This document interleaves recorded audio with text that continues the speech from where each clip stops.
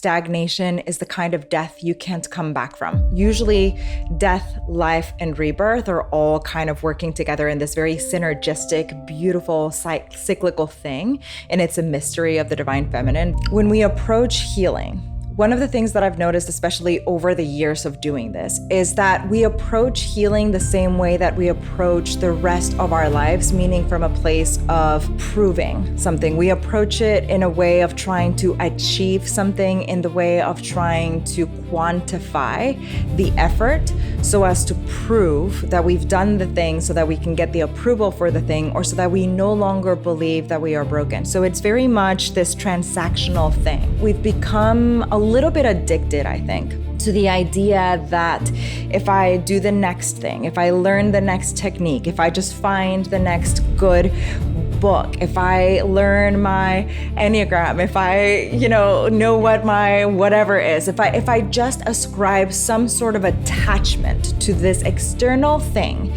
that thing is going to be the thing that is going to help me break free. And that thing is going to be the thing that is going to heal me and is going to piece me back together, because perceptually, we see ourselves as completely broken, and we relate to the self as this thing that needs to be bettered. We sort of relate to ourselves as this thing that needs to be not only put back together from the broken pieces or whatever, but as this thing that is almost like inherently dirty or wrong, or just not quite what it needs to be in order to perform at a certain level, or in order to occupy the kind of space that we believe we want to inhabit in this world, without realizing that the truth is that none of those external components are the thing. Women all over the world deserve to have voices, deserve to be treated with love, deserve everything good that is in this planet. And I would love for you to explain to us what the dark feminine is, and is it something positive or negative?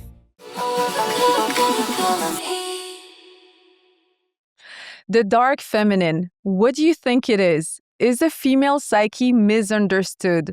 Hold on to these questions, because by the end of this conversation, our guest, Sapha, will take us into a deeper process of self-discovery. I want to welcome you warmly, Sapha. I'm so happy you're here with us today. Thank you so much for having me. I'm very excited about our conversation today. Well, let's dive right into getting to know you more. Take us back to the beginning. Take us back to the experiences that shaped the woman you are today. And also, what motivated you to take on this incredible journey you're on today? Oh, goodness. Well, I would like to say this all started in Mexico City in the 1980s. So I was born and raised in Mexico City. And I want to say that ever since I was a little kid, I've just been a seeker in some form or another. I've always been looking for depth in things. I'm someone who likes to go very deep. I'm someone who likes to understand things. And I have a lot of curiosity innately, just be a part of myself. And I believe that is part of what brought me on this journey. So when I was growing up, I grew up in a household that was a little bit unsteady. I never knew if we were going to be in a house for a certain amount of time. I didn't know if I had to walk on eggshells around the adults. I was very much the adult in the household as well. So it was a complex thing to maneuver, and it left me feeling very uncertain. That uncertainty, I think, over the years progressed into informing other stories about self.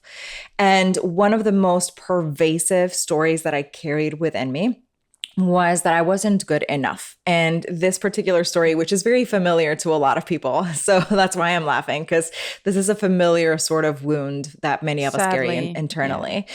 And so this particular wound, it led me it just in the strangest of directions. So in the first place, I developed an eating disorder that I battled with right up until my early adulthood, I would say, late 20s, early 30s.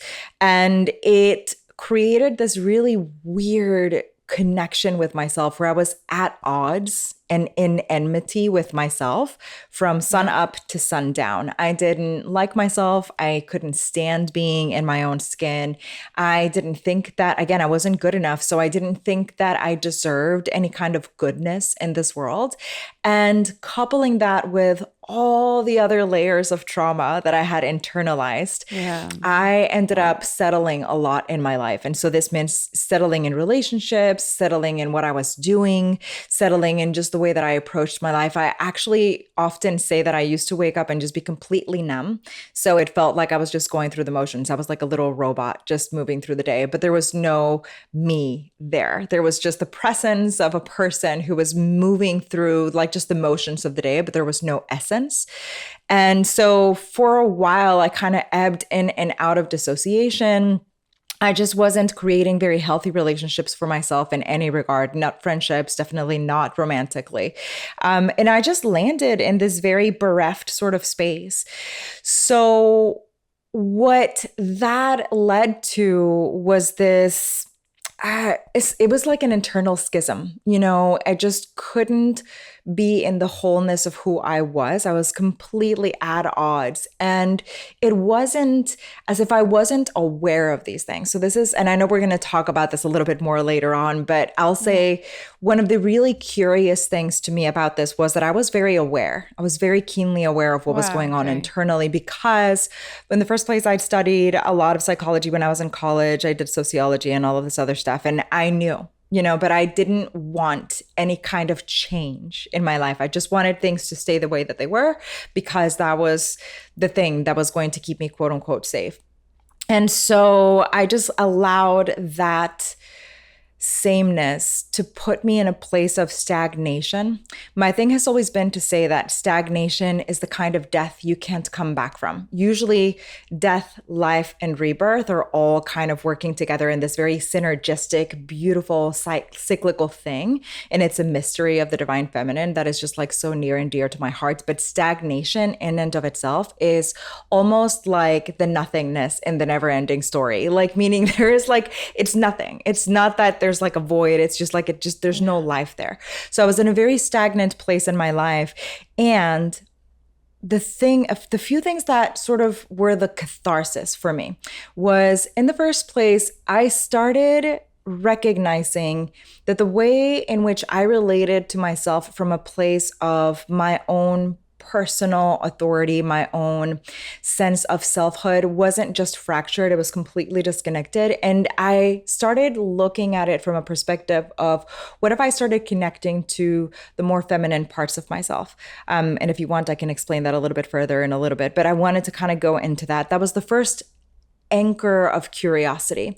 And then it was the little things. I had started doing yoga, which is such a magical tool for transformation, precisely because it puts you in your body instead of in your mind. So I started doing yoga, and the more I practiced, the more I was like, wait a second, this isn't how it's supposed to be. I'm not supposed to hate myself this much. This really isn't okay anymore. I want to start doing something. And that desire is what really started changing things around for me. So in a very long-winded way to explain, that's how I got here. So my path was very circuitous. It was a deep adventure of falling in love with the self. And it was an invitation to reclaim the essence of who I truly am at my core, even in the presence of so much self-enmity. Thank you for sharing that with us.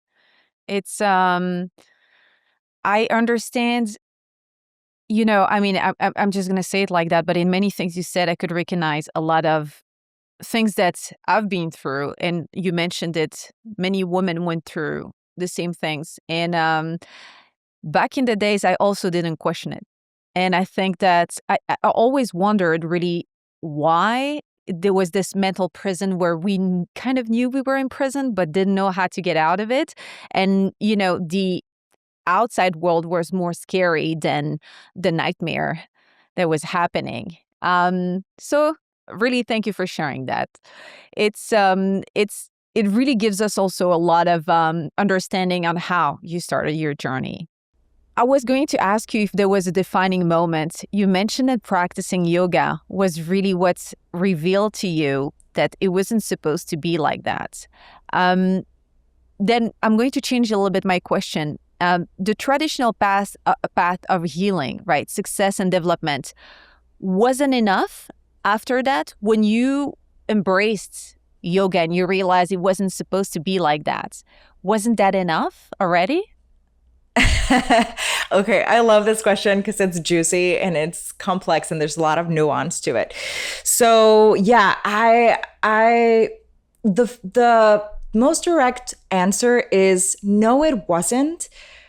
And it was the seedling that was needed. So what I mean by that is I think in general, when we approach healing, one of the things that I've noticed, especially over the years of doing this, is that we approach healing the same way that we approach the rest of our lives, meaning from a place of proving something. We approach it in a way of trying to achieve something, in the way of trying to quantify the effort so as to prove that we've done the thing so that we can get the approval for the thing, or so that we no longer believe that we are broken. So it's very much this transactional thing.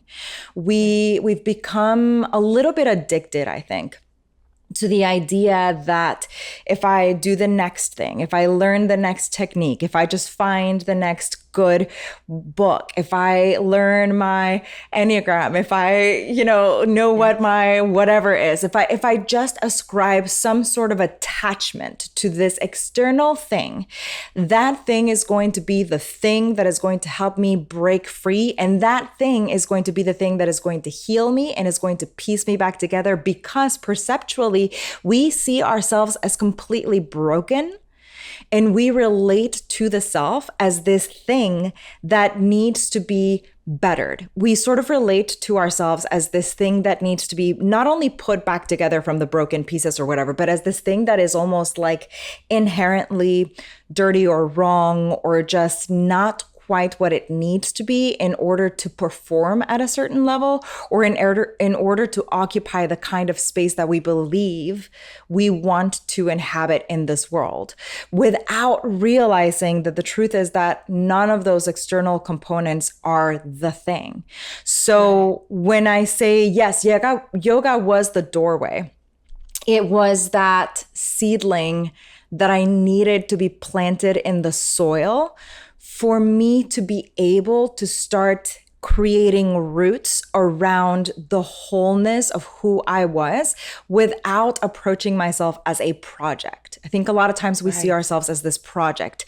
I'm like in the middle of like bettering and always looking for the next thing and always looking for optimization. We really believe that there's this optimal way and this optimal being we have to be. Like the higher self is this thing that we're always going to, but that thing in our minds is perfect. There's no mistakes, there's no pain, there's no wounds there anymore. There's no and that couldn't be further from the truth. And so in my world, the reason why yoga was so potent and it was such a catalyst, you'll hear me say the word catalyst a lot. This is I try to choose my words very deliberate when I speak about the work that I do, but also when I speak in general, because I firmly believe that words have power. And I think that the more deliberate the speech connection, the internal stuff really can take root. And so for me, the catalyst, right? To be a catalyst means to light the fire. So I needed something to light the fire for me that wasn't just knowledge based. Like I said, I had gone to school, I'd studied. I actually remember in my psych class, I did a whole presentation about eating disorders while in the middle of a really bad eating disorder that I completely refused to let go of. It was the strangest thing. I knew these things mentally, but they hadn't reached a cellular level. And I think that's really what the yoga practice helped me with. It allowed me, it was like the bridge between the two things. It was the bridge between the knowledge and the embodiment, which is embodiment is something you'll hear me talk about a lot often. That's kind of the biggest component of the self-reclamation, I believe, that we have at our disposal, because it allows you to be about the thing. It's no longer a theory. It's no longer me going, well, someday when I'm perfect, I'm no longer going to feel like I have to be a size 0. It's no longer going, I know that I'm perfect and I'm worthy and I know that I deserve love, but as long as I don't fit these jeans, then I'm not going to give myself permission to do that, because we do that a lot. We have these as long as statements, provisions, things that we hook our ideas into. If I have an intention, if I have a goal, it's there as long as, and there's a provision that we kind of tie to it. So in my world, that's what that was. In my world, the reason why yoga was such a big catalyst and everything else didn't feel like enough was because yoga wasn't even the whole of it. It was the beginning of it. And everything else, all of these other tools at my disposal were the furthering. It was like adding one drop of water at a time into a container that had the potential of holding everything, and not just holding it, but transmuting it. And that was the act of self-devotion that I really leaned into, that allowed me to make the transition into my life real, not just, again, this theory or this thing that I talked about, but then 2 seconds later went back on because I looked at myself in the mirror and I was like, but I have a fat roll, like it just was. So to answer that question, yes, it was enough. And it also wasn't, depending on if we want to look at it from a performance-based lens or an optimization-based perspective, or if we want to take it as a whole painting. Right. I know, I absolutely love it, because when you mention yoga being the start of you understanding on a cellular level that you're deserving of happiness, really, and you understood what was wrong, it feels that everything falls into place after that. And I really wanted to ask you that question, because I think that, once again, going back to the quick fix everybody is looking for, it's never that way. And you're the perfect guest to dismantle completely this notion of wanting to get fixed quickly. What led you to dedicate your work to feminine embodiment and personal sovereignty instead of simply teaching self-improvement, which relates to your discovery that self-improvement is chasing always the next best achievement? But your angle about feminine embodiment and personal sovereignty is something I really want to understand, to see how it clashes with self-development in the real life, right? Mm-hmm. Yeah, absolutely. I think it was part of the whole. It was like one more piece of the puzzle. So in my world, at that time, when I started understanding what it felt like, not what I thought it needed to be, or not what I believed was going to be the perfect execution of something, but what it felt like in my body to be in the fullness of who I was, I recognized that I wasn't so much in need of a quick fix. I wasn't so much in need of a platitude or a sticker on my mirror that I could look at every morning and recite words, right? I was in need of something deeper. And I told you, ever since I was a little kid, I like to go deep with things. I don't think it's in me to remain surface level. I just don't. And I think that part of that is my soul's connection to the dark feminine. And that's what always pushes me to go deeper, to always look a little bit further, to like really try to get a little bit more curious about things. And so in terms of how I landed in feminine embodiment and what led me to this world, I'll tell you what is really funny. I've been doing a lot of reflecting lately exactly on this question, because as time passes and my work evolves and I want to allow my business to change and transform, we always, as entrepreneurs, we always go back to the drawing board. So I've been going back to the drawing board a lot. And I remembered I was in the middle of a meditation a couple of weeks or maybe a month or more ago. And I had this very vivid memory recollection of when I was in school and I was in a sociology class. And the teacher had played this movie for us about female genital mutilation. And when I tell you that every part of my being was shaking from head to toes, I couldn't And it was something, it wasn't just that, it was that I felt in my spirit the fight, the anger, the animosity, the hatred toward the feminine specifically that has been passed on for generations. I don't know that I have the right words for it. And I know I don't need the specific words, but it's such a unique experience for me to have gone through, because I really felt like this internal shattering. I'd gone from believing a lot of things that just didn't align with my soul exactly in that moment, to all of a sudden realizing, holy crap, like, is it that freaking awful to be a woman, to be a feminine being in this world, that we have to be mutilated, that we have to be reduced to less than cattle, that we have to be treated like, I'm getting emotional thinking about it, but like, I couldn't comprehend it. And it went deeper than that moment. Like I said, I think at that particular day, something shifted inside of me. And I am not kidding you. That day I went back home, and this is before the internet became what it is today, mind you. So it's not as if I could just Google the way that I do today.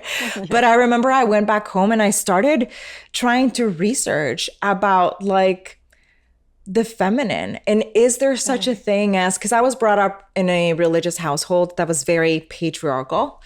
And it was very rigid in its belief systems. And it definitely, I could see that there had been a lot of internalized misogyny in my own life based off of that. But I didn't have the words nor the understanding to really put this in a better way or in a more actionable way. I was too young. I was like, barely in my 20s, so I didn't have that. But as soon as I went home and I was like, wait, is there such a thing as divinity in feminine form? Like, is there something that approximates the beauty that I've been taught to believe in, that I've been taught to like seek after, but in a feminine space, like where the woman in this universe is not seen as dirty, as less than, as wrong, as this horrible harlot. There's so many narratives that we have, right?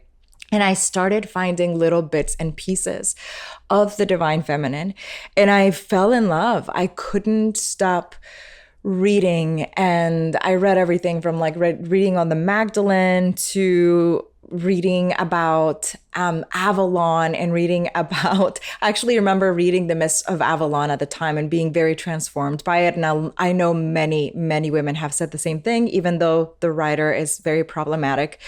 But at the time, before any of that had come out, that was like, I was just like drinking it up. Heck, I mean, I think I even must have read Dan Brown's first book and been like, oh my God, wait a second. I knew this was like, even though it's a fictitious book. But the thing is, I'm a firm believer that when your spirit is calling you to something, it's wise to listen. It's important for us to heed that and to follow the rhythm, the river of that experience, because there's something embedded in there. And so how I came about feminine embodiment was that it was that moment of recognition of, wait a second, I have this internal sacred rage that, women all over the world deserve to have voices, deserve to be treated with love, deserve everything good that is in this planet, and there has to be something better out there. And I started reading about circles, women's circles. I started getting a little bit more into witchcraft and what it was and why it had been vilified. I kind of I started becoming this little ferocious thing that wanted to imbibe as much knowledge about the feminine as I possibly could, as fast as I possibly could. And the funny thing is, I was doing this in an environment where that was still very much taboo and not okay. In fact, so much so that I had to hide it. But I was hiding it and I was trying to keep it as my own secret. It's almost like I walked around acting like, oh, the divine feminine exists and she's goddess and she's everywhere. And I had all of these like understanding bits coming to to click into place. But I kept it to myself, and I kept it to myself still very shamefully, especially because I was still in a toxic relationship with a person who just wouldn't have never understood, and would have actually did often give me pushback on when I stood up for myself, as if like I was a misandrist just for saying that women had rights. So it was a very strange situation to be in, but that's where the work of feminine embodiment took root for me. And that's before I even considered doing anything with other people. I was actually a lot more comfortable just staying to the role of being a yoga teacher and letting that be the way in which I facilitated. In fact, I often, at the studios that I taught at, I would often be like, oh my God, could you please let me do like a divine feminine and divine masculine workshop? I've been doing divine feminine workshops since like, I don't know, about a decade or something ago. I've just always been doing this.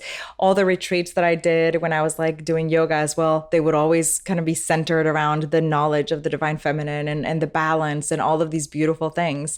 And it just became such a passion project for me. I couldn't escape it. So that's where the feminine embodiment work took root for me, was in my lived experience and in my sacred rage about how unjust and how awful it is to carry so many generations worth of horrors inflicted on the feminine simply because it exists. And so it just became this thing that I fell in love with. So that's where feminine embodiment started, and personal sovereignty. So, oh man, this is a more recent lover, so to speak, right? I reflect in my life a lot to things from a very sensuous place, because for a very long time I wasn't allowed to do that. Look, sensuality was forbidden. It was wrong. Again, it was dirty. It was not something that we did. And it was something that I didn't even know how to connect to. I didn't even understand the concept of like flirting and dating and seducing. You know, it took me a long time to get there, but in and around 2015, 2014, maybe, I started really just getting fed up. So remember, everything kind of goes in cycles, right? And in processes, kind of going back to what we were saying earlier about looking for the quick button. I want to heal quickly. I just want to do this. I think in a way, I searched for that for a very long time, because once I started noticing that my relationship with myself could improve, then it was kind of like onto the next thing and onto the next optimization thing and onto the next performing thing. And I was just kind of doing all the things. I kept looking for new meditations and new things. And what does this, you know, like we all do, which is fine. And there is no roadmap. No. Sorry, I cut you, but there is no roadmap.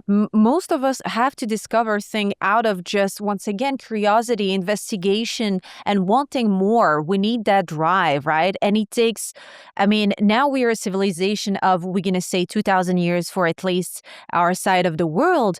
And it has taken so much for us to get there, right? And women were not included. So we have just started this journey of ours. So I absolutely understand what you're saying when you're speaking about unlocking the next level of discovery. Yeah. And it's necessary. We need that, you know, to whet our appetite, to keep us curious, to better understand ourselves. And so that's what I was doing. And in that same way, yes, I had understood a lot about the divine feminine. And yes, I was a champion for that. And yes, I was doing workshops and things and the yoga and all of this other stuff. And I was still, like I said, I was still in a relationship that wasn't working. It was very toxic. It kept asking that I put myself last. It kept me in a state of walking on eggshells and a very deep disconnect with my selfhood. So all of these things that I'm talking about in the realm of personal sovereignty didn't come in to play until much later. So we're talking only a few years back, right? And so what starts to happen is, in fact, at one of my yoga retreats, I had the pleasure of doing some massage work with one of the guys that used to work at this retreat facility.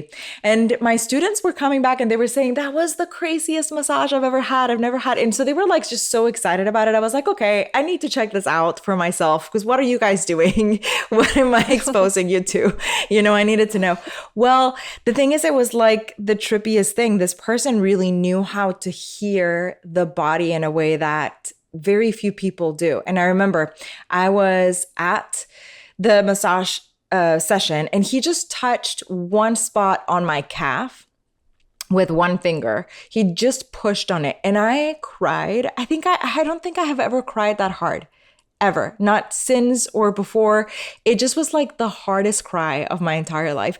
And I just couldn't understand it. I'm like, what happened? What did you do? And he just told me, you cannot lie to yourself. And I kid you not, in that second, all of the other extra pieces started to finally be visible to me. I started to finally understand, oh, I'm not. Personal sovereignty, what this means is the act of allowing yourself to be at the helm of your life. Usually we've been conditioned to and we've learned to be at the effect of. So in other words, we live this life as if we could still be the main character of our stories, but we're the kind of main character that gets tossed around by the external factors all around them. There's a lot of movies out there like this. So it's we live that movie instead of us being the ones that are the driving force, the ones that are making the plot move forward. We sort of are the ones being moved forward by the plot in our lives. And that is the antithesis of personal sovereignty. So to me, the falling in love with personal sovereignty was accepting the places in my life where I had made myself less, recognizing where I was people pleasing and why, what that meant and where it was coming from, understanding what it was that drove the need for me to make myself smaller at all costs and start doing the reverse, which was very difficult, especially for someone like myself. And then it demanded that I be so completely and wholeheartedly devoted to myself that the things in my life that were not in service of my highest good, which was also the antithesis of everything I'd been taught, because I've been taught, no, that to think that way is selfish. To think that way means that there's something wrong with you. You're a devil child. You don't belong in society. But it demanded that I do that in such a way that I needed to start cutting away at the things that didn't serve me in my life, old marriage included, right? So finally, it was like this pressure cooker. So from like around 14 or so to like 2018 or so, all of this was just building pressure. And it was actually around 2017, not 2018. I was like, okay, I'm done. Like this is like, I'm at the end. I'm going to claim myself. I'm the most important person in my life. If you don't like it, then too bad. And decisions started getting made. And so from that, I moved through my divorce, which was like such a wonderful journey. It was very difficult.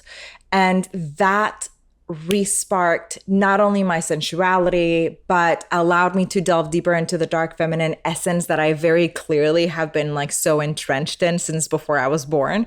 And it allowed me to open up the possibility of personal sovereignty in this lifetime as a lived act of devotion and the way in which I choose to move, even when things are hard, or probably especially when things are hard, when things are working, when they're not. No matter what, personal sovereignty is that sense of allowing yourself to be the main character, to be the one that's making the decisions, to be the one that is going to hold yourself accountable, which that's sort of like that sticky part, because I have to hold myself accountable. I'm not always going to be the perfect person. I'm going to mess up. I'm going to make mistakes. I'm going to disappoint people and disappoint myself and fail along the way. And that doesn't mean that I am any less.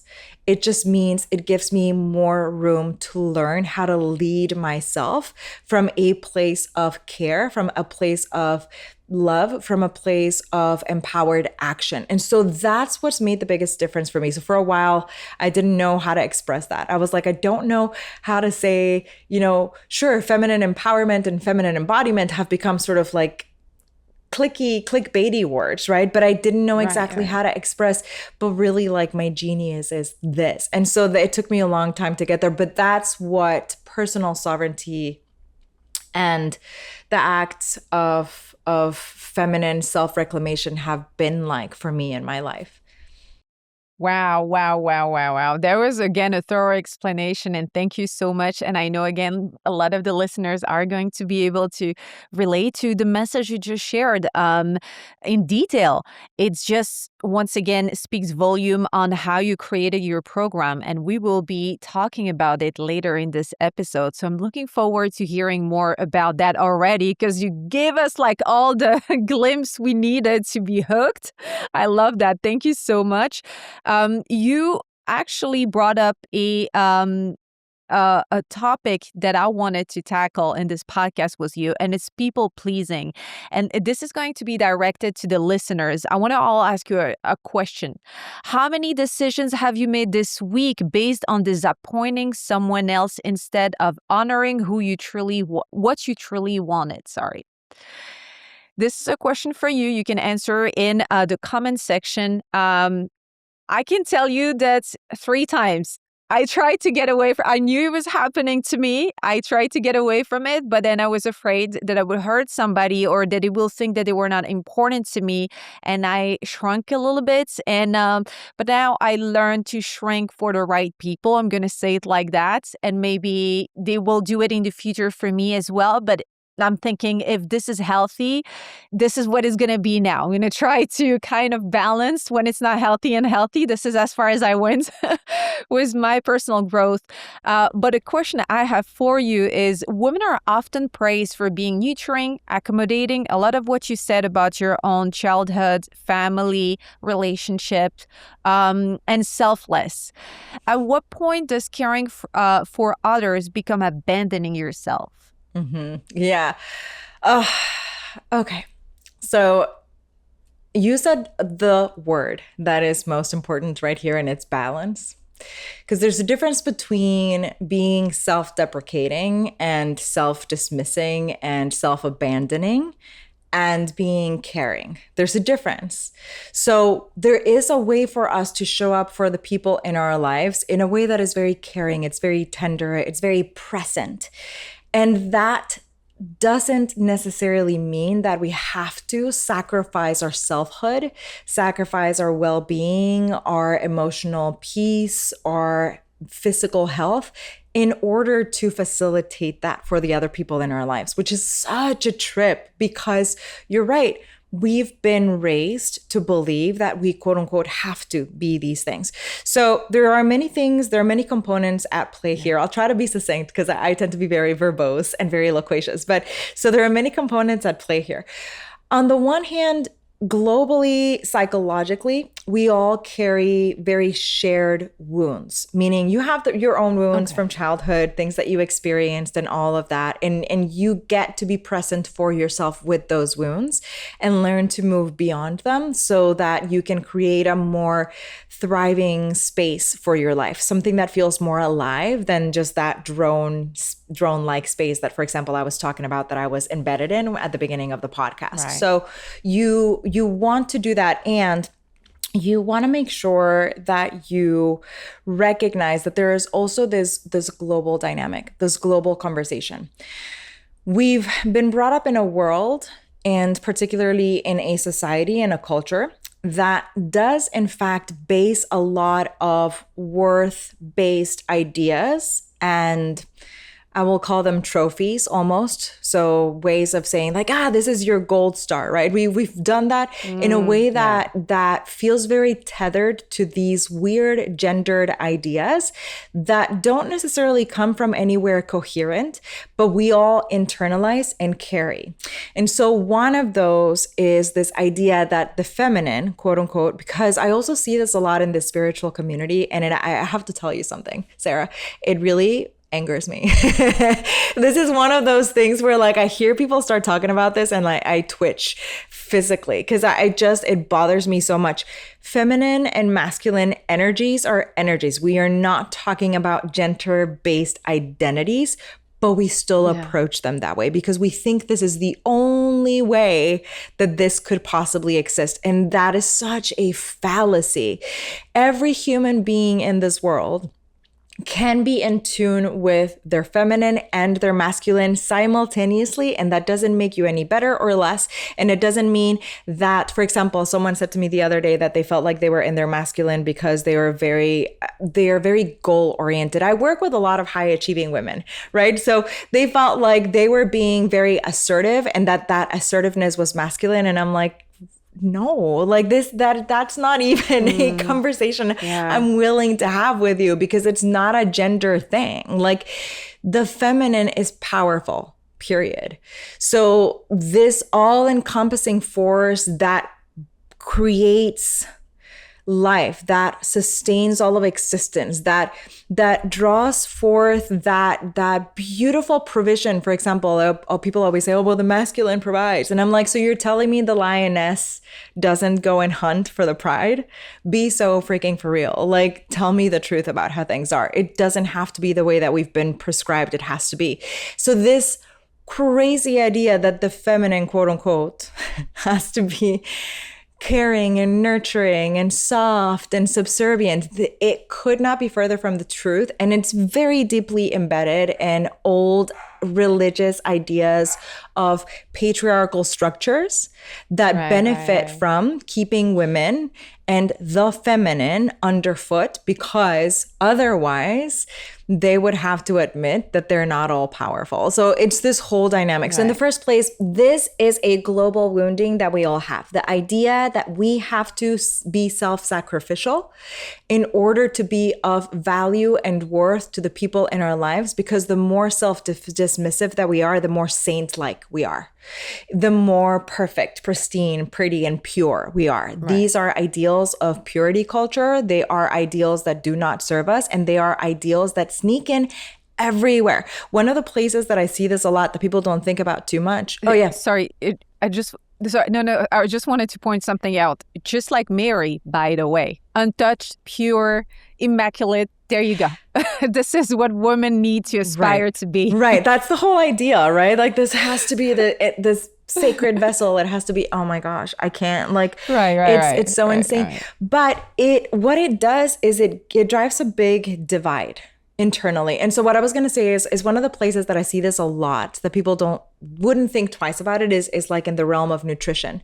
You know how often I hear the words clean eating still? This is 2026 and people are still referring to their food as dirty or clean. And I'm like, unless this food literally touched the dirt and got muddy, it is clean food. It doesn't matter that it's a freaking carb. It doesn't matter that it has sugar. It doesn't matter that it has red dye, whatever. I'm like, we need to start having more nuanced, more intelligent, more available conversations with ourselves and with one another, with the words that we use, how we use them, and how they shape the world that we live in, because it freaking matters. So that's one space, for example, that you wouldn't even think that it's affecting us, but it is affecting us. And so when it comes to this verbiage, the wounds of the divine feminine are varied and there are many. But one of them does actually, in effect, tell us or demand of us that we become submissive, that we become self-dismissive, that we martyrize ourselves. The bigger of a martyr you can be, again, the more saint-like, the more perfect, the more pure, the more chaste, the more amazing you are. And it's like, why do we have to put ourselves dead last all of the time? Basically, the message that this tells or carries for all of us is that we don't matter unless, and going back to what I was talking about at the beginning of the pod, you'll see the similarities in this. You don't matter unless you're productive. You don't matter unless you're taking care of the kids. You don't matter unless you can have kids in the first place. You don't matter unless you are born with a womb. You don't matter unless you have a period. And it's like, what the fuck? Like, that's not how things work. Every human being in this world matters, period. And you can be important, not in the way of like, I'm so full of myself and I'm going to walk all over people. And if you don't like who I am, then suck it. Not in that very like quasi narcissistic way. No, but self-important in the sense of like, I am an important, valuable, worthwhile human being and my needs matter. My voice Right. counts. And I get to show up in this world in that way. So the more we lean into our self-importance, the more we can then serve other people in our lives and in our world from a place of the repleted self, right? So earlier I alluded to the imagery of the chalice. So this is something that is so prevalent in my world as priestess, because just the imagery of the divine feminine for a very long time has been associated to the cup, the chalice, right? And what I love about it is that you can see it this way. A cup that has been completely emptied, it has nothing more to give. You're just going to be scraping bottom. You're just going to be getting like little chips of whatever material is in there, or Right. you're going to break it altogether. This is the space we find ourselves in when we people please to the point of exhaustion, to the point of self-annihilation, to the point of there is no one here anymore except for the vessel that once gave you everything and has nothing left to give and is numb. A lot of my clients come to me feeling numb, like they don't even have empathy anymore. Oh, wow. It's super, and That's it's rough. unsettling because we imagine you're sitting across from someone who you care about, who you know you care Yeah. about, and you don't even feel that they're It's heartbreak. dissociation. It's so Yeah. terrible. This person has dissociated Yeah. completely to for survival purpose. Exactly. And it goes Yeah. like a little beyond that. It So goes into tragic. the realm Yeah.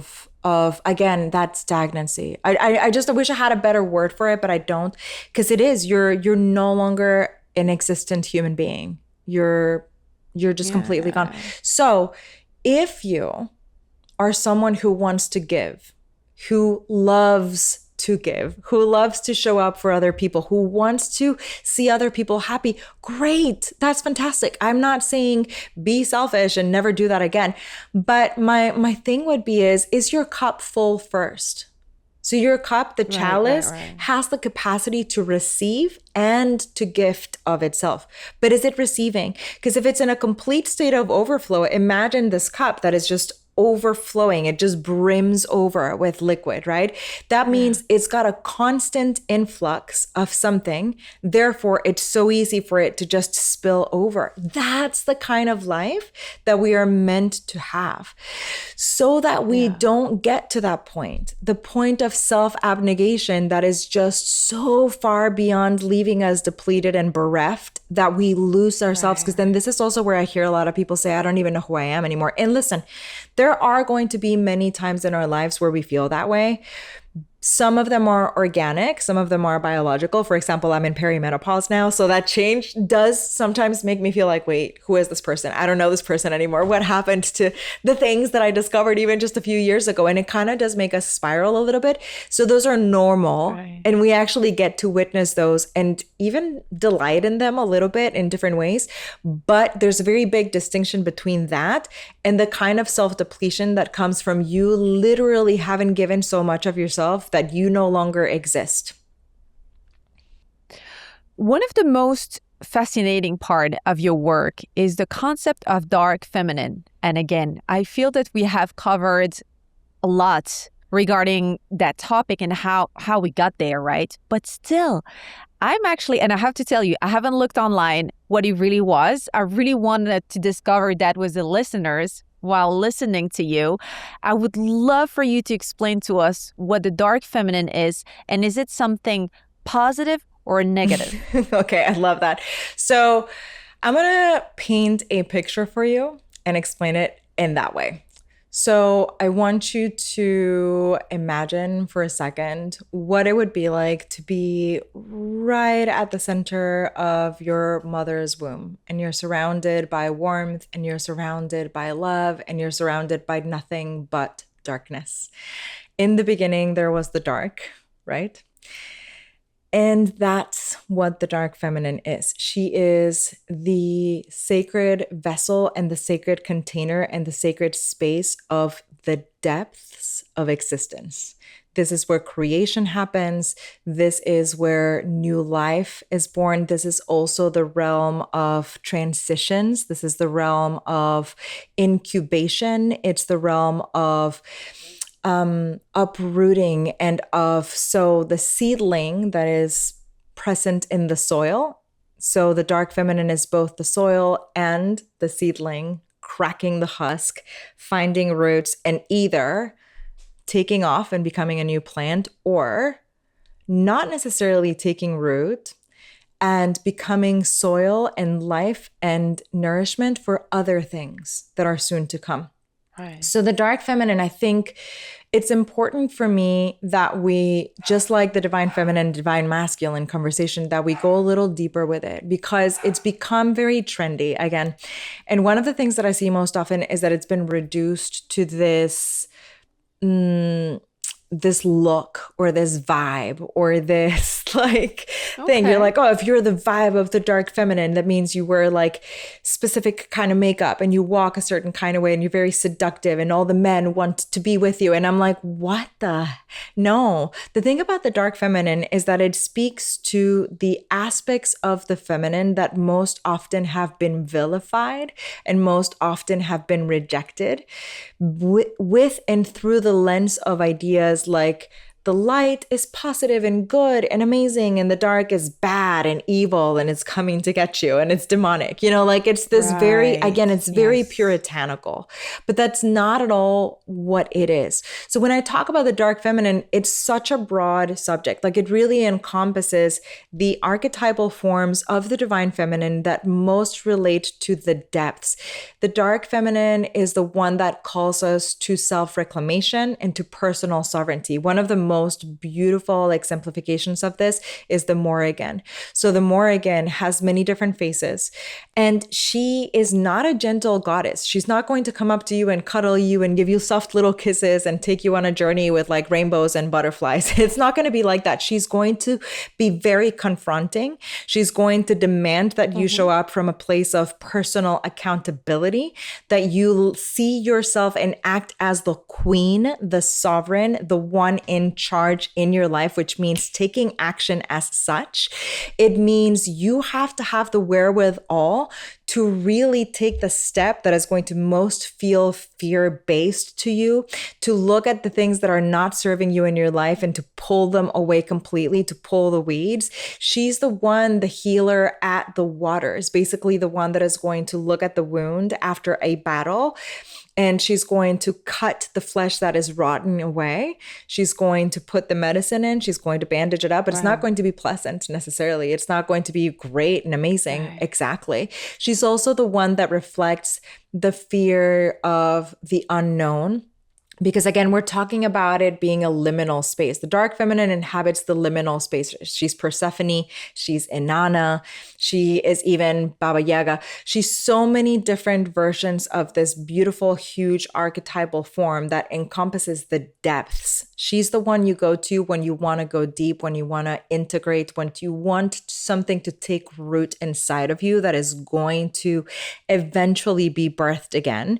She's the master or the mistress of the birth, death, and rebirth cycle. She's the one that meets you at the shores in between transition spaces. So she's the one that parts the veil.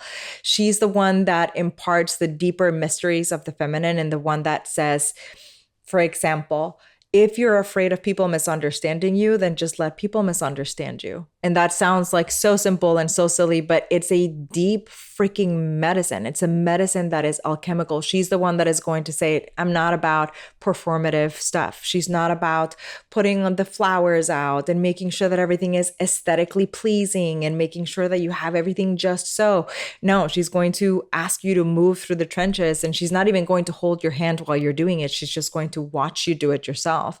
So this idea of not needing someone to come in and save you, this is very much dark feminine archetypal energy. The realm of the personal self-reclamation that asks you to go deep with yourself. And so in my world, for example, my work revolves around self-seduction. And self-seduction doesn't mean what most people think it means. People hear me say self-seduction and they assume that I'm talking about pleasuring yourself or about doing things that are sexual. And I'm like, it has nothing to do. I didn't think about that, but I can imagine how people are interpreting that. And the thing is, I just haven't found a better way of explaining it, but it has nothing to do with that. It has everything to do with the supple loving yourself, like falling in love with yourself, courting, dating, asking yourself That's things. what I got from the message. So remember what it was like to fall in love for the first time, right? And just be like, oh my God, I'm like in awe of this person. I want to know everything there is to know about them. What do they like to eat? Where do they like to go to to watch movies? What movies do they like? That kind of thing. But we never do that with ourselves. So the dark feminine is the one that asks you to self-seduce. And going back to our original point, actually, what is different about working with the dark feminine from doing anything else is that in the first place, I'm not saying this is the best thing to do and it's the only thing to do and it's better than working with light. No, the thing about understanding how to work with the dark feminine is understanding that two things can be true at once.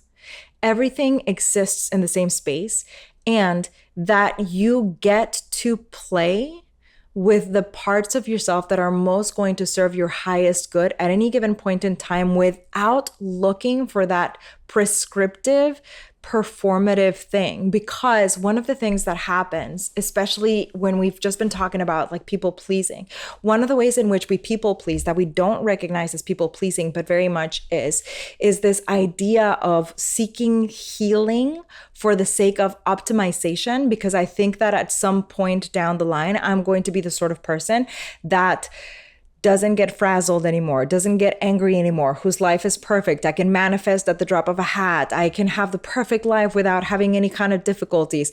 We keep thinking that there is going to be something that is going to make us better than we are right now. And that surge is what keeps us stuck. That's why a lot of people do all the things. They do the meditations, they go to the classes, they buy the books, they listen to they sign up for courses, all of this stuff. And they still feel like they haven't changed a single thing because they haven't become embodied. The dark feminine is the realm of embodied action, not just knowledge-based surface level, right? She's depth, meaning if you're going to go there, you're going to become the person, right? So once you do that, once you learn to embody, once you learn to alchemize, the dark feminine is about alchemy, meaning taking something and allowing it enough time to transform into medicine.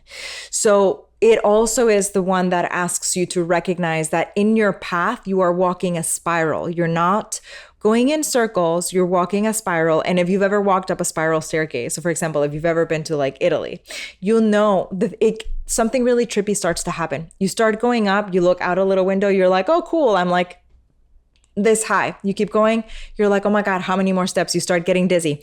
But you look up the next window and you're higher up and higher up and higher up and higher up. That's the realm of the dark feminine. So you want to keep broadening, keep deepening. She's very into cycles. She's very into the mystery. She's very attuned with the kind of power, like I said, that isn't seeking for external approval. So once again, going back to that prescriptive, I just need to fix what's broken in me. If I could just do one more meditation to do this, if I could just, it's going to optimize me so much more. If I could just, all of that stuff, that is just keeping us further and further away from the depth of who we truly are. And the dark feminine is going to hold you and say, the you that you are in this moment, without lifting a finger, warts and all, the things that you think that are bad about you, the things that you don't even know about you, that person is exactly the way that they need to be. She's perfect the way that she is, and she's worthy, and she's amazing, and she doesn't need to be optimized.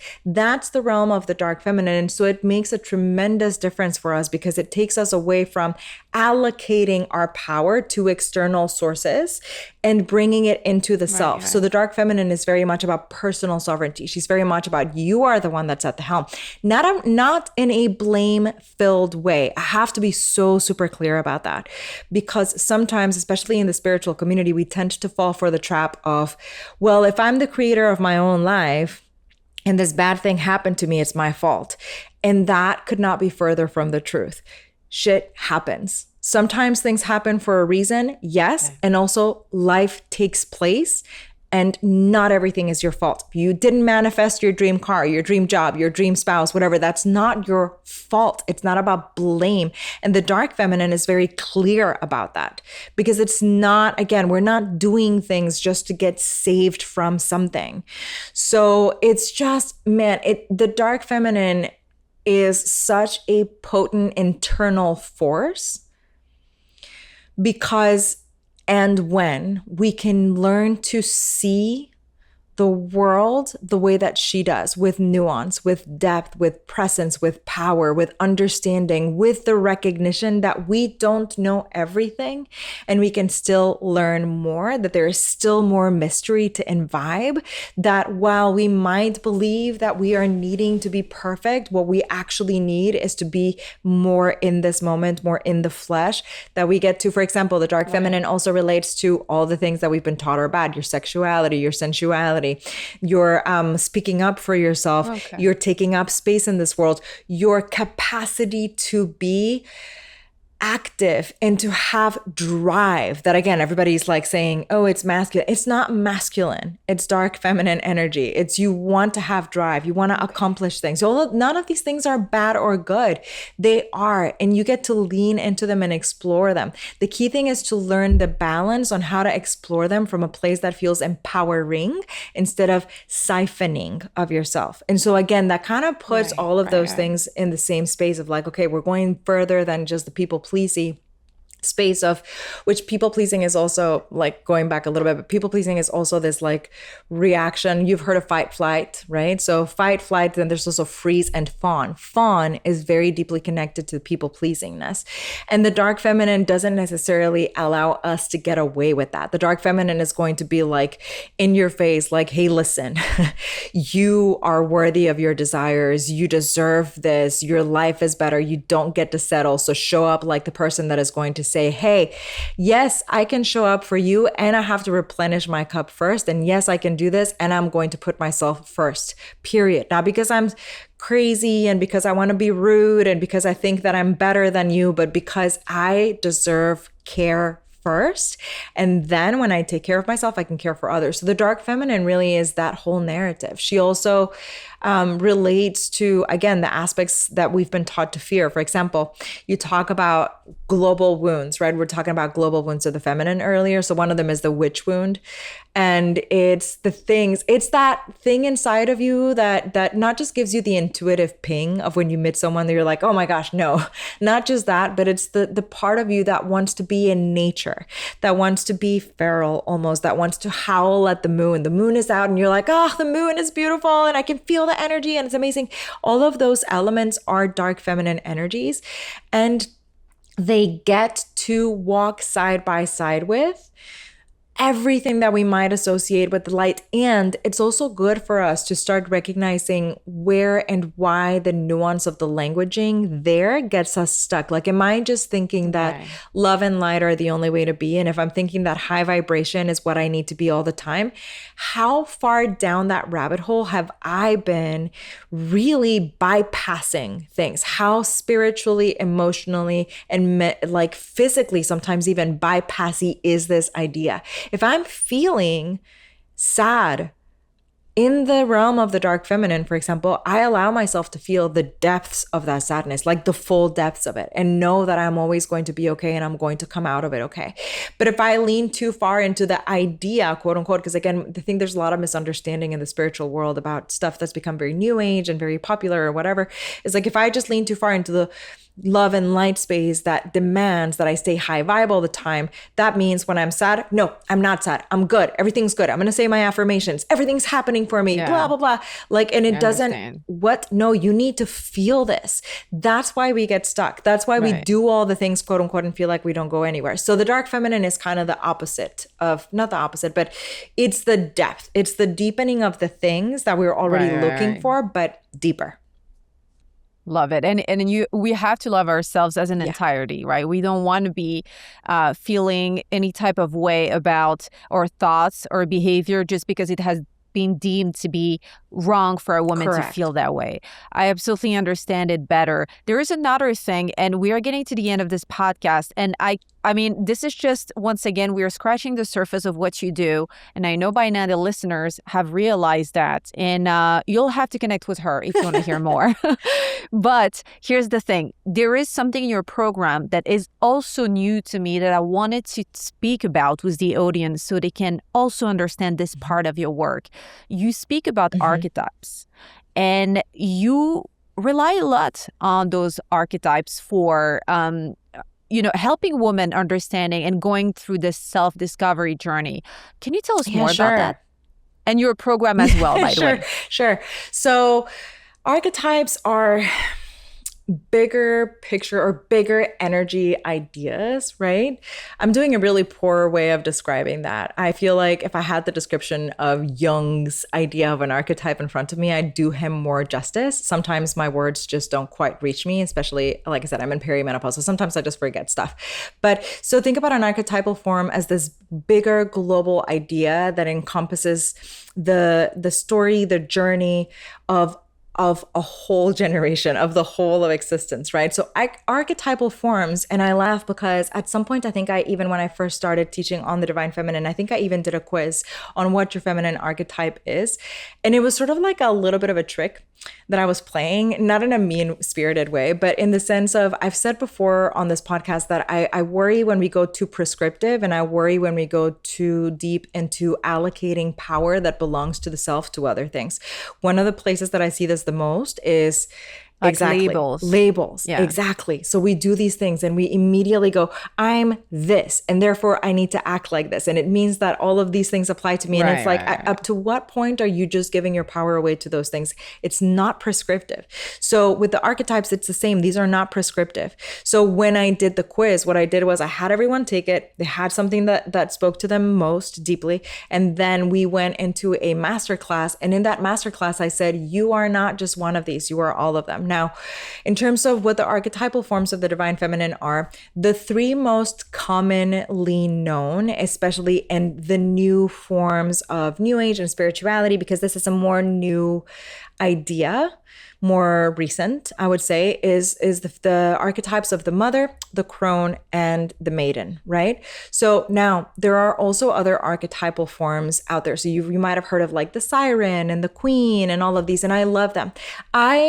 In my work, felt that because of the verbiage that we utilize with the idea of what we sometimes genderize in terms of feminine and masculine, that we needed to go a little bit deeper with those archetypal forms as well. So in my world, the feminine archetypes are the creatrix, the seeker, the weaver, the knower, the free spirit, the lioness, and the breaker of chains. And each one of those sort of connects to a aspect of the feminine. It could be a little bit darker. For example, the seeker and the knower are a bit more mystical. They're a bit more that depth I was talking about in terms of the dark feminine. So they go more in that realm.